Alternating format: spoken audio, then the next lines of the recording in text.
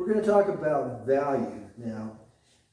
When we talk about value, we're talking about blacks and whites. We're also talking about the intensity of color.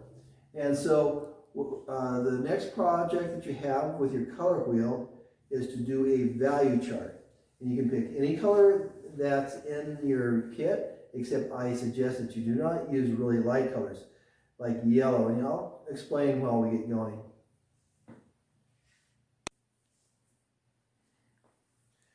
When we make our value chart, we want to start with one color, and we're going to add water to it to thin it out, to make it lighter. And on the other end, we're going to actually add black to it to make it darker.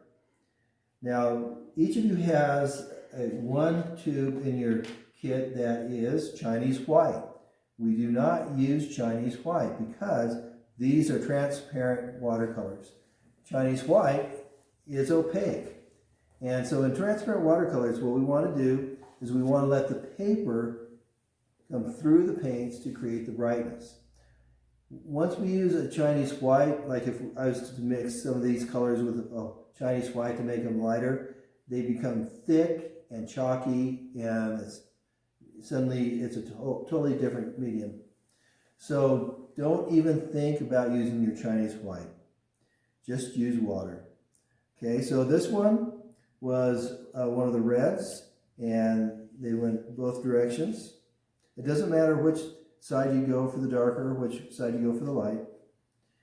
Now this is one that was done with Sap Green. Once again, you can see how it lightens this direction. By the time you get to the end, you want it to be almost white, but just a hint of the color. By the time you get to the dark side, you want it to be almost black with just a hint of the color. This one was done with crimson red, and once again you can see how they darken and lighten as they go each direction. Now I suggest that you use a color that has a lot of original depth to it. Yellow does not work very well because if you start adding black to the yellow, it doesn't just get to be a darker yellow, it just gets to be kind of a brownish black. And so stick with the darker colors. I think you'll have more success.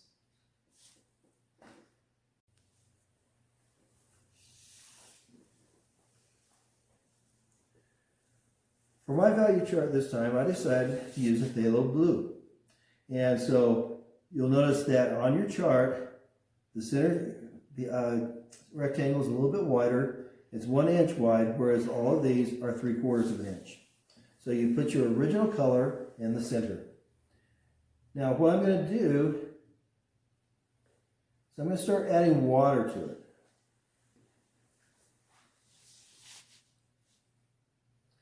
And to make sure that I'm getting the value that I want, I'm going to paint over here. And that's, too much the same. So I'm going to add more water to it.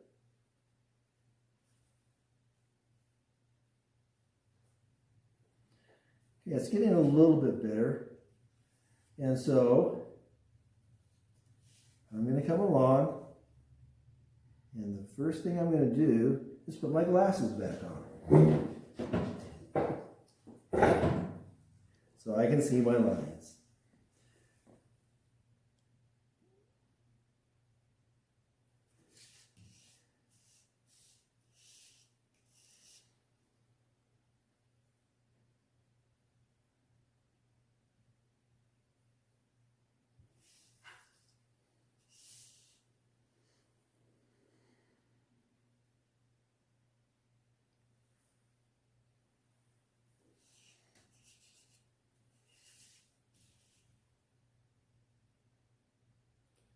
So take enough time that you can do a good job, that you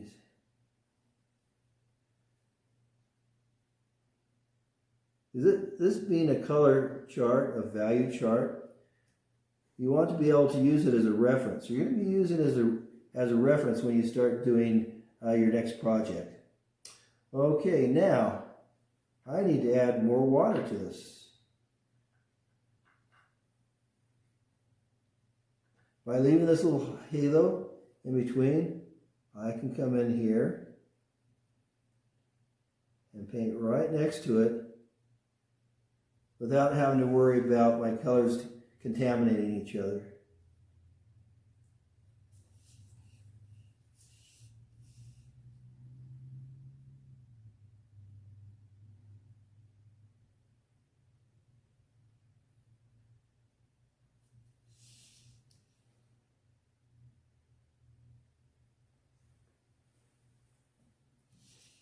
Okay, now I look at it and it's looking okay. So I'm going to add more water.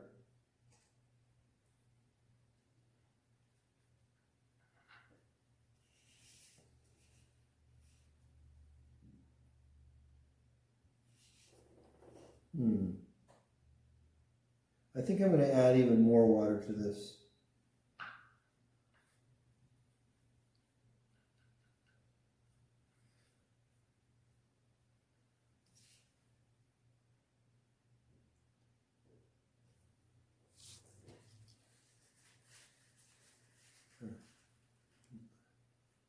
Blot it out.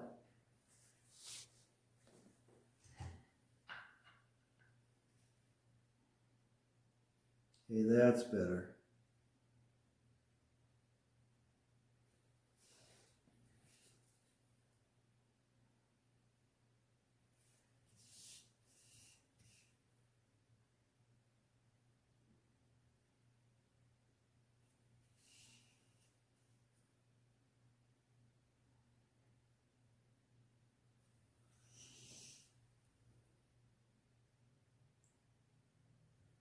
Okay, and now for the last one, remember I want it to be almost white, but just a hint of the color.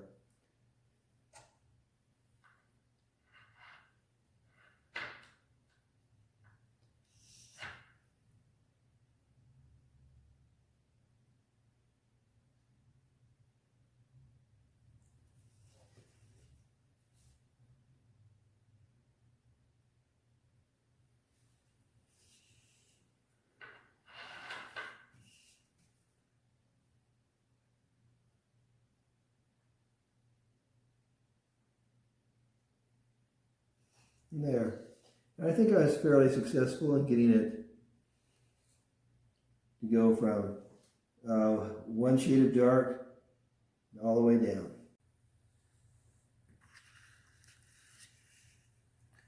Okay, now it's time to work on the darker side. And so what I did was I started off with my blue and I've added just a touch of black to it. And of course the first thing I want to do is test it to make sure that it is the proper value. And it looks pretty good. So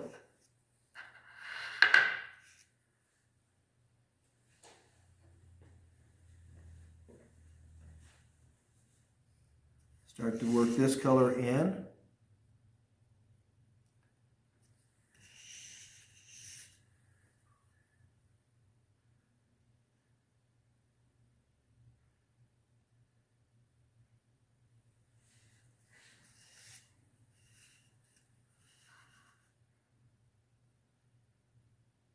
And it doesn't take that much time to make it look neat.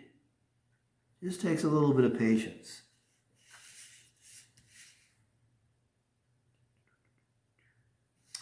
Okay, so now I need to add just a touch more black. So I'm going to get a little bit more black on my tip of my paintbrush. Come in here.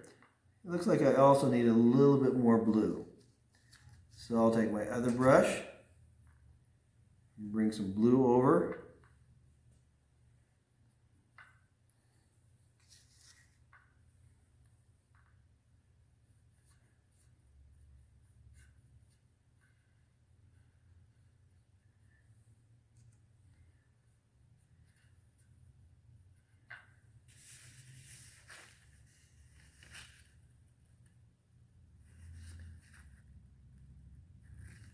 Okay.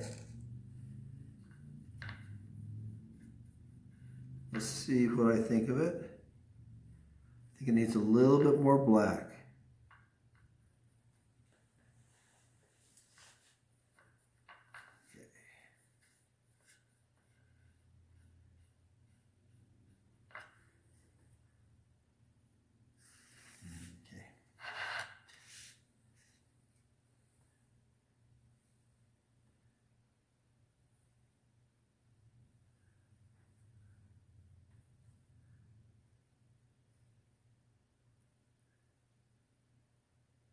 The blues are a little tricky because they darken so rapidly. So some of the other colors might be a little bit easier to do the value chart with. This to me has a darker value than this, and so I'm going to readjust it a bit.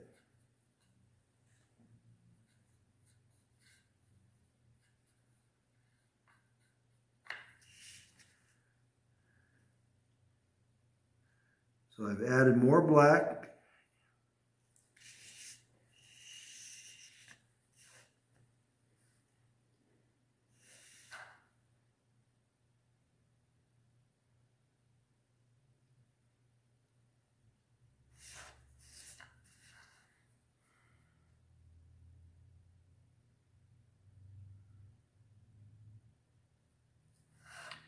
Okay. So now I have to continue to add the black to it.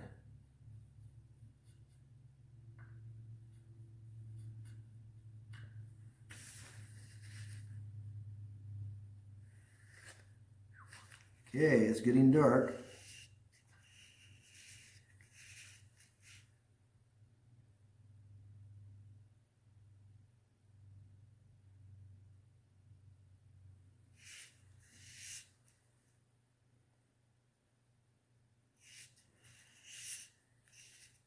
As I'm looking at this, I'm thinking this probably should have been my last one, because it's getting very, very dark. So I want to thin it out just enough that you can still see the blue.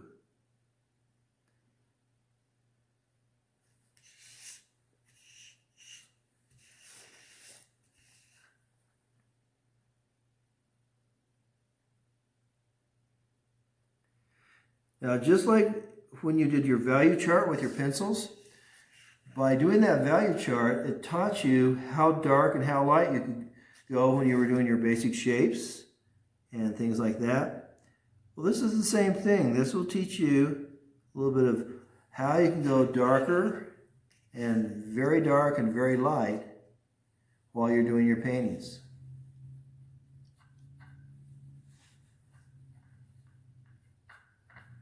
So this is going to be my last one.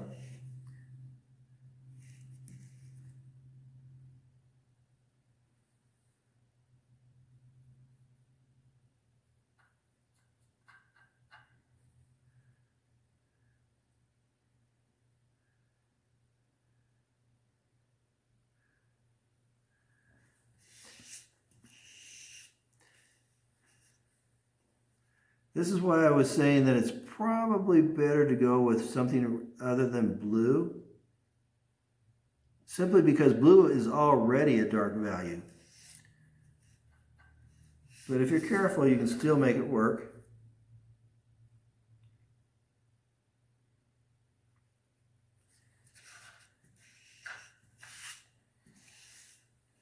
And we'll let this dry and see how we did.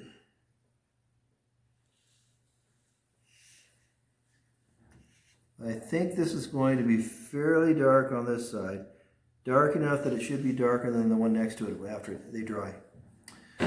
So when you're doing your value chart, start with your original color, move both ways, adding water to lighten it up in one direction, using black to lighten it up in the other direction.